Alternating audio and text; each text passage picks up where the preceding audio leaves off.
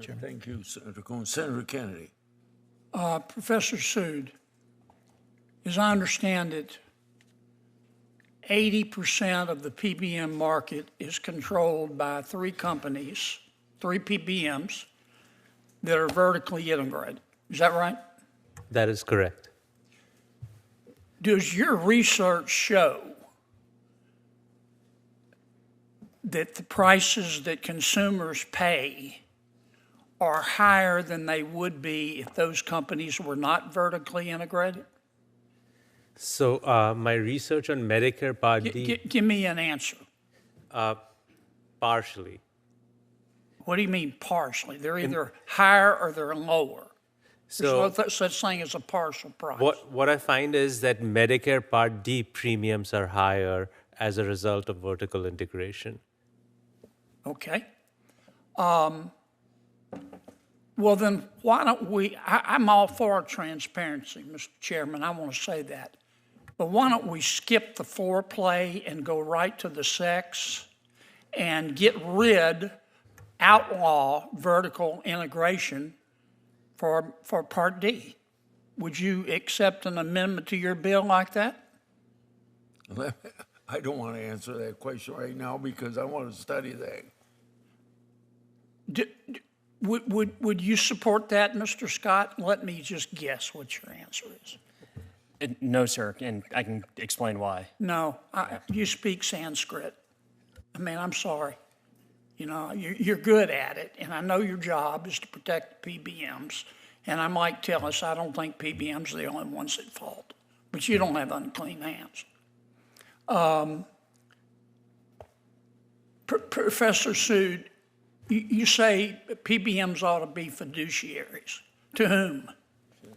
To both the plan and their members. Well, what if the plan and the members' interests diverge? Who are they fiduciaries to? Ultimately, in principle, they should be fiduciaries to the members. Okay. So, for example, ERISA makes... I get it. Okay. I get it. Mr. Chairman, again, why don't we skip the foreplay and go right to the sex? Why don't we just amend your bill to require that PBMs have a fiduciary obligation to plan members? Well, I think that's been suggested, and I think there's part of that in our legislation, but probably not fully enough to satisfy you. Well, So let me look at what you're want to add to it. okay. I mean, I'm not criticizing your bill. I don't want my office to end up in Bethesda. So I'm not criticizing your bill. I like transparency. But we're just nibbling around the edges here. And Hey everyone! Welcome back to the channel where we cut through the noise and get real about healthcare, politics, and your pocketbook. Today we're diving into one of the most controversial topics in American healthcare: PBMs, pharmacy benefit managers, and why some senators are calling for major reforms. If you've ever wondered why your prescription meds cost so much, this is the video for you. Stick around, because what you're about to hear will absolutely blow your mind. So let's start with the basics. PBMs. These are the middlemen between your insurance company, your pharmacy, and the drug manufacturers. And get this, 3 massive PBMs control 80% of the market. Not only that, they're vertically integrated, meaning they also own pharmacies and insurance plans. That's like your referee owning one of the teams. Total conflict of interest. During a recent Senate hearing, Senator John Kennedy came in hot. He pressed a top healthcare economist, Professor Sood, on whether vertical integration leads to higher prices. The answer? A resounding yes, especially in Medicare Part D. And Kennedy didn't hold back. In his words, why don't we skip the foreplay and go right to the sex? Translation? Let's cut the BS and outlaw vertical integration entirely. Bold? Definitely. Necessary? You tell me.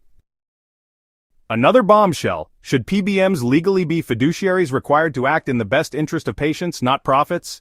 Professor Sood says yes. Senator Kennedy agrees. But industry reps? Not so much. Bethesda. I'm not criticizing your bill. I like transparency. But we're just nibbling around the edges here. And with respect, Mr. Scott, your definition of a fiduciary is wrong. A fiduciary isn't somebody that controls the decision. You know that, and I know that. A fiduciary is somebody who has a legal obligation to give his client the best advice and to do what's best for his client. It doesn't replace agent with principal or vice versa. You know that, and I know that. Well, you need to talk to your lawyers. I may be wrong, but I doubt it. Let me go back to Professor Sood. Tell me 2 things you would do tomorrow to fix PBMs and result in lower prices for consumers. So I think the 2 things I would do is... Very specific. Yes. I would implement price transparency so that everyone knows what they're paying. And Okay, price transparency just tells us who's screwing up. Yeah. Okay. And then the fiduciary responsibility says, if you're getting screwed, I can take you to court. So I would do those 2 things. And those are, I think, better than, banning particular practices, because otherwise it's whack-a-mole. You ban spread pricing and something else will show up a year from now. I got 29 seconds. Do you have any other suggestions? I appreciate your So straight talk. the other thing we can do is, what I recommended is pass-through of rebates to patients. So suppose a drug... Say that again? So pass-through of rebates to patients. So for example, the list price of a drug is $50,000, but the rebate on the drug is $40,000. So when a patient is paying cost sharing, suppose 10%, they should be paying on the post-rebate price, so which is the $50,000 less the $40,000 rebate. Right now, what's happening is patients are paying cost sharing on the $50,000. So this would immediately lower patient out-of-pocket costs. So as Dr. Kircher said, for the cancer patients... So you're saying that, then I'm going to have to ask, the PBMs are jacking up, are encouraging manufacturers to jack up the list price so they can jack up their rebates. And that... Is that right? Yes. That's illegal. And the jacked up... That's illegal. Yes. I don't know about that, but it... I do. Okay. It's illegal as hell. Yeah. Before I call on Senator Ronald, want to remind my members we got a vote and they're enforcing the 30-minute rule. So what do you think? Should Congress outlaw vertical integration? Should PBMs be held legally accountable to patients? Drop your thoughts in the comments. Smash that like button if you believe in lower drug prices. And don't forget to subscribe for more deep dives into the policies that hit home hardest. Until next time, stay informed, stay empowered, and don't let the system screw you.